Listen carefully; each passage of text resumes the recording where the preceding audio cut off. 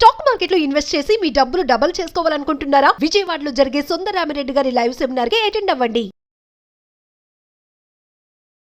Welcome to Suman TV. నేను మీ Suman TV Nag. Kolkata ఇన్సిడెంట్కి సంబంధించినటువంటి వాటిలో కనుక మనం చూస్తే తీర్పు ఎప్పుడెప్పుడు వస్తుందా అని ఎదురు చూసేటువంటి వాళ్ళకి మాత్రం, అంటే మనతో సహా ఎవరైతే ఈ సిరీస్ ఫాలో అయినటువంటి వాళ్ళు ఉన్నారో కోల్కతా ఇన్సిడెంట్కి సంబంధించి మన తెలుగు రాష్ట్రాల్లో అండ్ సుమన్ టీవీ వ్యూవర్స్ ఎవరైతే ఉన్నారో వాళ్ళందరికీ కూడా రేపే దీనిపై ఒక్కొక్క సానుకూలమైనటువంటి తీర్పు రాబోతుంది అనేటువంటి విషయం తెలుస్తుంది. అయితే ఇప్పటి వరకు జరిగినటువంటి అప్డేట్స్ ఏంటి అనేది ఈరోజు మనతో పాటు హైకోర్టు అడ్వకేట్ అలగరి రవీంద్రనాథ్ గారు ఉన్నారు. అది వారి మాటలోనే తెలుసుకుందాం. Hello sir. హాయ్ అండి నాగరాజ్ గారు. ఈగర్గా వెయిట్ చేస్తున్నారు సార్. అంటే మీరు నేను చేసేటువంటి ఏ వీడియోకైనా సరే కింద కామెంట్ బాక్స్లో మన వాళ్ళు చాలామంది కూడా పోస్ట్ చేయడం జరుగుతుంది. కోల్కతాకు సంబంధించినటువంటి కేసు ఏమైంది, దాని అప్డేట్స్ ఇవ్వండి అని చెప్పి బట్ రేపే దానికి సానుకూలమైనటువంటి తీర్పు రాబోతుంది అనేటువంటి విషయం అయితే తెలుస్తుంది. ఈ గ్యాప్లో జరిగినటువంటి అప్డేట్స్ ఏంటి సార్ అసలు దానికి సంబంధించి?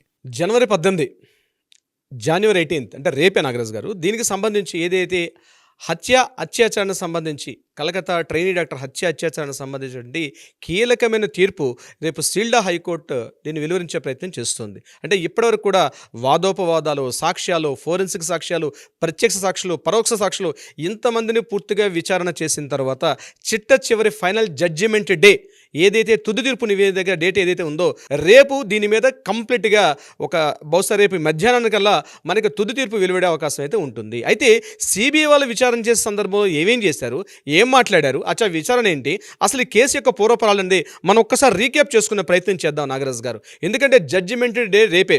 సో రేపు మనం ఒక వీడియో చేస్తాం. డెఫినెట్గా ఏమి జరిగింది జడ్జిమెంట్ అనేది క్యూరియాసిటీగా యావత్ ప్రపంచం కూడా, అంటే ముక్కు పచ్చలారన్నటువంటి బంగారు భవిష్యత్తులోకి వెళ్ళి తన బంగారు ఒక డాక్టర్ వృత్తిలో ప్రవేశించి కొంతమందికి సాయం చేయాలి ఎన్నో ఊహలు కన్నటువంటి ఒక అమ్మాయి అత్యంత పాశవికంగా హత్య గావించబడి, హత్య కూడా కాదు అత్యాచారం గావించబడి హత్య చేసి మొత్తం భారతదేశ వ్యాప్తంగా ఉన్నటువంటి ఎంటర్ మెడికల్ కాలేజీల వ్యవస్థ నుండి లోపభూయిష్ట విధానాన్ని కూడా ఒక్కసారి వెలుగులో తీసుకొచ్చింది. ఈ సంఘటన ఒకసారి రీక్యాప్ చేయబడింది.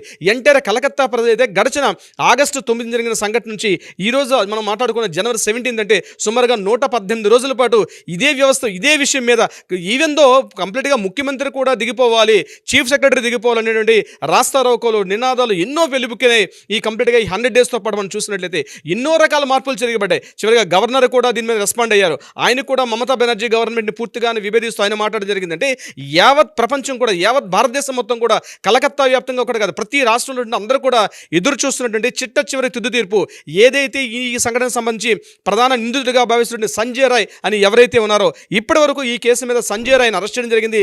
ఆయన రకరకాలుగా ఇంటరాగేషన్ చేశారు. దాని మీద మనం కొన్ని వందల వీడియోలు చేసాం. దీని మీద అప్డేట్ ఇన్ఫర్మేషన్ చెప్పాం. ఈ అప్డేట్ ఇన్ఫర్మేషన్ సంబంధించి ప్రతి అప్డేట్ని మనం ఫైనల్గా రీక్యాప్ చేసుకోగలిగితే ఆగస్టు 9 ఈ ట్రైనీ డాక్టర్ హత్య కేసు జరిగింది. ఇమీడియట్గా ఒక్కసారి దిగ్భ్రాంతినట. ఉదయం మార్నింగ్ 3:30 ఈ సంఘటన జరిగింది.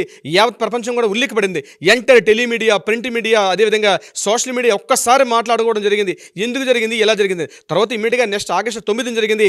ఆగస్టు 10 నాడు ఇమీడియట్గా ఇతను అరెస్ట్ చేశారు. ఎప్పుడైతే ఈ సంజయ్ రాయ్ని అరెస్ట్ చేశారో ఇతని మీద అక్కడ ఆ ప్రాథమిక ఇన్వెస్టిగేషన్ ప్రకారం ఏదైతే అప్పటికుండా సాక్ష్యాధారాలు ఆనవాళ్ళని బేస్ చేసుకుని సంజయ్ రాయ్ని అరెస్ట్ చేశారు. సంజయ్ రాయ్ని అరెస్ట్ చేసిన తర్వాత ముందుగా దీన్ని లోకల్ పోలీసులకు ఇంట్రాగేషన్ ఇవ్వడం జరిగింది. ఇమీడియట్గా లోకల్ పోలీసులకు ఇన్వెస్టిగేషన్ సరిపోదని చెప్పి హైకోర్టు ఆదేశాల మేరకు కేసును సిబిఐకి గైడ్లైన్స్ ఇచ్చారు. సిబిఐ ఇమీడియట్గా ఆగస్టు 12 సిబిఐ దాన్ని పూర్తిగా ఛార్జ్ తీసుకొని సిబిఐ అప్పటి నుంచి కూడా దీని మీద ఇంట్రాగేషన్ చేయడం జరిగింది. అయితే ఎప్పుడైతే సిబిఐలో ఇన్వెస్టిగేషన్ దిగారో రకరకాల మార్పులు జరిగాయి. ఇమీడియట్గా కాలేజీ ప్రిన్సిపాల్ అయినటువంటి సంజయ్ ఘోష్ మీద కూడా రకరకాల అనుమానాలు. దీని తర్వాత ఈడీ ఇంటర్ఫేర్ అయ్యారు. ఈయన అక్రమార్జన కేసులకు సంబంధించి ఇప్పుడు కూడా సుప్రీంకోర్టులో కొన్ని కేసులు కూడా ఫైల్ చేయడం జరిగింది. అంటే సందీప్ ఘోష్ విషయంలో కంప్లీట్గా సుప్రీంకోర్టు ఈయన ఎన్ఫోర్స్మెంట్ డైరెక్టర్ సంబంధించి కొన్ని కేసులు నమోదవుతుంటే సీల్డా కోర్టు ప్రత్యేకంగా ఈ కేసుకు సంబంధించి, అంటే ఆగస్టు 9 జరిగినటువంటి అత్యాచారానికి సంబంధించి ఎందుకు హత్య చేశారు, ఎవరు చేశారు, ఈ కేసు యొక్క పూర్వపరాలు, అంటే సంఘటన జరిగిన తర్వాత సుమారుగా 10 గంటల తర్వాత ఎఫ్ఐఆర్ నమోదు అవడం అనేక డౌట్స్కి దారితీసింది. అయినప్పటికీ కూడా అక్కడ ఉన్న అభిజిత్ మండల్ ఎవరైతే లోకల్ అక్కడ ఉండి దగ్గర ఉన్న లోకల్ పిఎస్ ఏదైతే తల పోలీస్ స్టేషన్లో ఉన్నటువంటి అతన్ని ఇంట్రాగేషన్ చేసిన మొదలైనప్పటి నుంచి కూడా ప్రతి ఒక్క సాక్షులను కూడా each and every pin point కూడా సిబిఐ ఇన్వెస్టిగేషన్ చేశారు.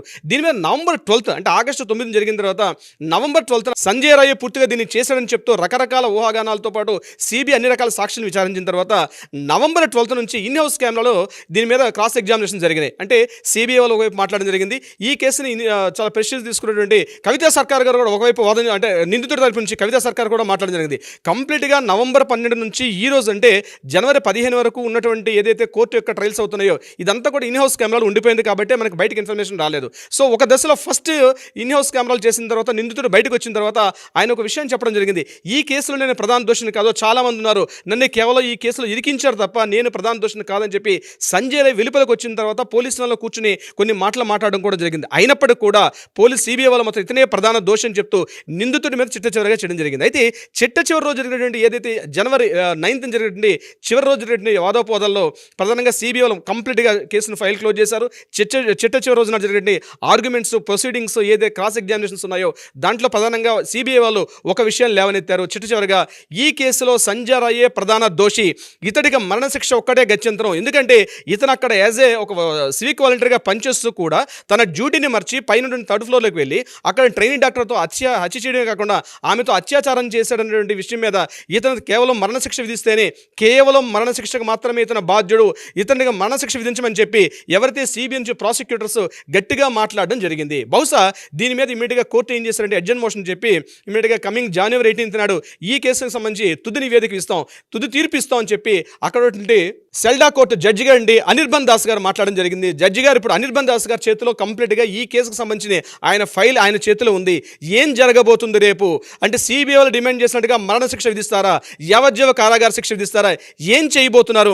నిజంగా సంజయ్ రాయ్ ఒక్కడే దోష, ఇతనితో పాటు ఇంకెవరైనా పార్టిసిపేట్ చేసి ఉన్నారనే విషయం మీద అనేక రకాల కోణాలు అయితే అనేక రకాల ప్రశ్నలు యావత్ మీడియా మొత్తం చూస్తున్నారు. ప్రజలు ప్రతి ఒక్కరు కూడా ముఖ్యంగా మెడికల్ స్టూడెంట్స్ అందరూ కూడా చూస్తున్నారు. ఎందుకంటే లక్షలాదిగా పార్టిసిపేట్ చేశారు. బెంగాల్ వ్యాప్తంగా ఉన్నటువంటి వైద్యులతో టెక్నికల్గా ఉన్నటువంటి వైద్యులు కావచ్చు, నాన్ టెక్నికల్ స్టాఫ్ మొత్తం కూడా ఎంటైర్ బెంగాల్ వ్యాప్తంగా రోడ్ల మీదకి వచ్చి రకరకాల నిరసనలు వాళ్ళు పిలుపుకే. ఇప్పుడు ఆ సందర్భం సంబంధించి ఈరోజు రేపు జనవరి 18 రేపు విడుదల చేసే తీర్పు మీద యావత్ ప్రపంచం, యావత్ ప్రజానీకం, రాష్ట్ర వ్యాప్తంగా ప్రతి ఒక్కరు కూడా ఎంతో ఉత్సాహంతో చూస్తున్నారు. అంటే చిట్ట చివరిగా సంజయ్ రాయ్ అయితే ప్రధానంగా దోషం చెప్పడం జరిగింది, అది కన్ఫర్మ్ చేశారు. అయితే రేపు ఆయన మరణశిక్ష విధిస్తారా, యావజ్జీవ కారాగార శిక్షిస్తారా, ఏం చేస్తారు, రేపు వచ్చే తుది తీర్పు ఎలా ఉండబోతుంది? సో ఈ కేసుకు సంబంధించి చిట్ట చివరిగా మరణశిక్ష విధిస్తారా, విధించరా? ఎందుకంటే సిబిఐ వాళ్ళు చేసిన ఇంటరాగేషన్లో, సిబిఐ వాళ్ళు చేసిన క్రాస్ ఎగ్జామినేషన్స్ ఇచ్చినటువంటి రిపోర్ట్లు అయితే మరణశిక్ష ఒక్కటే ఇతనికి గత్యంతరం, ఇతనికి జీవించే హక్కు లేదు, ఇతని ఇమీడియట్గా మరణశిక్ష విధించమని చెప్పి అక్కడ సిబిఐ వాళ్ళు డైరెక్ట్గా చెప్పడం జరిగింది ఆ కేసులో. అంటే చిట్ట చివరి ఫైనల్ జడ్జిమెంట్ అంటే ఫైనల్ క్రాస్ ఎగ్జామినేషన్ డేనాడు. సో అనిర్బన్ దాస్ గారు ఎవరైతే జడ్జి గారు ఉన్నారో, ఈ సెల్డా కోర్ట్ జడ్జి గారు ఉన్నారు, ఇప్పుడు ఆయన చేతిలో ఫైల్ ఉంది. ఆయన చేతిలో అక్కడ ఆయన తీర్పు ఇస్తారు రేపు పొద్దున. అంటే రేపు మరణశిక్ష విధించేటప్పుడే డిక్లేర్ చేస్తారా అన్నది సర్వత్రా ఉత్కంఠ ఎదుర్కొనే పరిస్థితి ఉంది. ఏదేమైనప్పుడు కూడా 119 రోజుల్లోనే ఆగస్టు 9 జరిగింది, ఈరోజు జనవరి 17 మనం వీడియో చేస్తున్నాం నాగరాజు గారు. సో రేపు జనవరి 18 అంటే 119 రోజులు అవుతుంది. ఈ కేసుకు సంబంధించి ఇంత తొందరగా అంటే సిబిఐ వాళ్ళ చరిత్రలో 119 రోజుల్లో కేసు ముగించడం అనేది ఒక విధంగా అందరికి కూడా సంజయ్ రాయ్ ఎవరు డైజెస్ట్ చేసుకోలేకపోతున్నాం. మన ఇంట్లో ఒక ఆడపిల్ల జరిగినట్టుగా ఫీల్ అయ్యారు ప్రతి ఒక్కరు కూడా. భారతదేశ వ్యాప్తంగా మన ఇంటిలో ఉన్న ఆడపిల్లకి ఈ సంఘటన జరిగిందా, ఒక ట్రైనింగ్ డాక్టర్ మీద అత్యాచారం అనేది డైజెస్ట్ చేసుకోలేకపోతున్నారు. సో తుది తీర్పు ఏదైతే రేపు జనవరి 18 ఉందో, ఈ 18 రేపు ప్రతి గంట కూడా ప్రతి నిమిషం కూడా ఇచ్చే తీర్పు మీద ఎంటైర్ మీడియా కూడా ఫోకస్ చేస్తుంది. మనం కూడా దీన్ని ఫాలో చేద్దాం. నాగరాజు గారు, తుది తీర్పు ఏం జరిగి ఉంటుంది?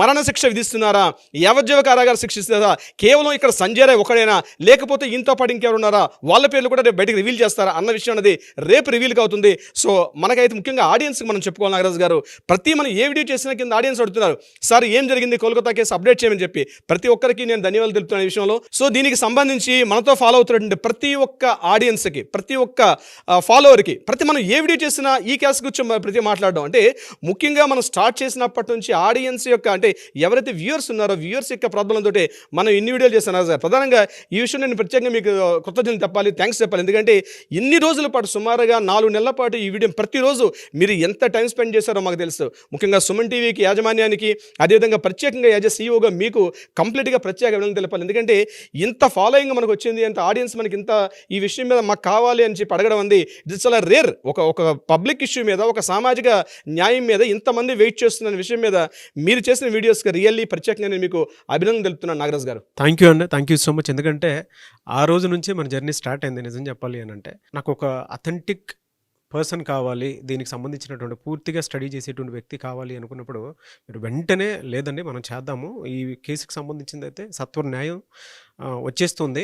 ఎందుకంటే దీంట్లో చాలా కోణాలు ఉన్నాయని చెప్పేసి మీరు చెప్పడం జరిగింది. ప్రతిరోజు గంటల తరబడి ఇక్కడ కూర్చొని స్టడీ చేసి వాటికి సంబంధించినటువంటి తీర్పు ఎప్పుడు వచ్చే అవకాశం ఉంటుందని చెప్పి రెగ్యులర్గా మనం చేస్తున్నాం. కొన్నిసార్లు ఇక్కడ బెంగాల్ వచ్చినటువంటి వాళ్ళని కాల్ చేసి కనుక్కొని డీటెయిల్స్ అన్ని చేసుకుంటూ కూడా దీని మీద చాలా రీసెర్చ్ చేసి చేయటం జరిగింది. ఎందుకంటే ఒక్కళ్ళకి న్యాయం జరిగిందంటే దేశం మొత్తం న్యాయం జరిగే అవకాశం ఉంటుంది. ఈ కేసు దేశం మొత్తం న్యాయం కోరుకునేటువంటి కేసు. మన తెలుగు రాష్ట్రాల్లోనే కాదు, ఎక్కడికి వెళ్ళినా కూడా ఆ కేసుకి సంబంధించినటువంటి వాటిలో కనుక మనం చూస్తే చాలామంది అడిగినటువంటి వాళ్ళే ఉన్నారు. అండ్ మనం ఏ వీడియో చేసినా కూడా కింద కామెంట్ బాక్స్లో నాగరాజ్ గారు డెఫినెట్గా కేసుకి సంబంధించి ఇంకా అప్డేట్స్ ఇంకా రాలేదని చెప్పి లేదంటే మీకు ఈ పర్సనల్గా విషయంలో నాకు కాల్ మధ్యలో బ్రేక్ చేసి వస్తుంది రాజు గారు. విషయం ఏంటంటే మనకు ఒక పిహెచ్డి ఒక చేస్తున్న థీసిస్ అతను కూడా మనకు ఫోన్ చేసి అడిగారు, సార్ ఈ కేసెస్ మీద నేను తీసి సబ్మిట్ చేయాలి, మీ వీడియోస్ మాకు పంపించండి సార్, నేను దీని మీద ఫాలో చేసి నేను లీగల్గా, అంటే ఆయన లా ప్రొఫెషనల్ చేస్తున్నారు, ఆయన దాని మీద డాక్టరేట్కి వెళ్తున్నారు ఆయన, సో ఇది నాకు యూజ్ అవుతుంది పంపించమని కూడా మిమ్మల్ని అడగడం జరిగింది. అవును సో ఒక ఆయన ఫోన్ చేసి అవునవును ఒక్కొక్క పిహెచ్డి స్కాలర్ అడగటం జరిగింది. దీనికి సంబంధించి నేను కొన్ని సబ్మిట్ చేయాలనుకుంటున్నాను. ఈ యావత్ దేశం కూడా దీనిపై ఉత్కంఠతోటి ఎదురు చూస్తున్నటువంటి తీర్పు కోసం ఎదురు చూస్తున్నటువంటి కేసు ఇది, మాకు కావాలని చెప్పేసి కూడా వాళ్ళు స్కాలర్స్ అడగటం జరిగింది. అంటే ఎన్ని కోణాలు, ఎన్ని కుట్ర కోణాలు ఇందులో దాగున్నాయని చెప్పడంలో ఏమాత్రం సందేహం లేదు. మన ఇంట్లో ఆడపిల్లకి జరిగినట్లు అందరూ ఫీల్ అయ్యారు. సో సుమన్ టీవీ తరపున ఉండేటువంటి ప్రతి ఆడియన్కి కూడా చూసి ఎప్పుడెప్పుడు జడ్జ్మెంట్ వస్తుంది అనుకునేటువంటి వాళ్ళకి ప్రతి ఒక్కరికి కూడా స్పెషల్ థ్యాంక్స్. సో రేపే దీనికి సంబంధించినటువంటి అప్డేట్స్ రాబోయే అవకాశం ఉంది. ఏదేమైనా సరే we want justice, we demand justice, and special thanks to you Ravindranath గారు. Thank you so much for the updates. Thank you so much మీకు కూడా నాగరాజ్ గారు.